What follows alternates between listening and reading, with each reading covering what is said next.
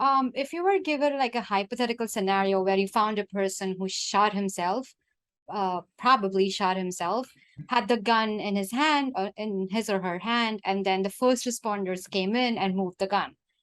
Now, you were briefed by the first responder that there was a gun in his or her hand.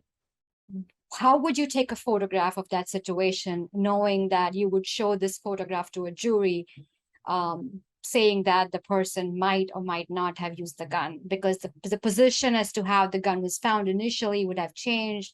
It also like determines if it was suicide or a murder. Like, how would you tackle a situation like this? Yeah, I mean that happens a lot, unfortunately, and sometimes it happens because it has to happen. Sure. A situation like that, maybe for safety measures, the person will pick up the gun. The one thing you can never do is you can never put that evidence back. You can never put Yeah. it, stage it in a person's hand. Oh, it kind of looks like this. It's picked up. It's moved. It's moved. That's it. You just document what you can. But what you can do, and I had a case where, again, learning from my mistakes. Years ago, it was a double murder in Brooklyn in a tire shop, and go in we document, collect all this evidence in the scene, a bunch of shell casings. There's two bodies. Hours later, we're leaving the scene, and a canine officer came up to me with a brown paper bag, and he's like, "Oh, here's that hat." I'm like, "What hat?" He's like, "Oh, this hat that they had me use to track the suspect for scent." So I'm like, "Okay, great." So I take down that person's information, I photograph the hat, I document it, send it off to the lab.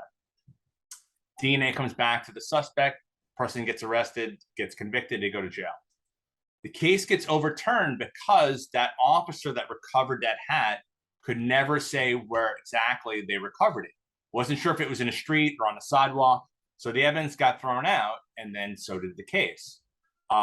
So from that, learning from mistakes after that happened, every scene that I've been to where someone has removed something, I'm like, all right, show me exactly the area that you got it from. I'll take photographs of that area, and then I'll have them mark on my diagram, this is where I recovered it from. So that would never happen again.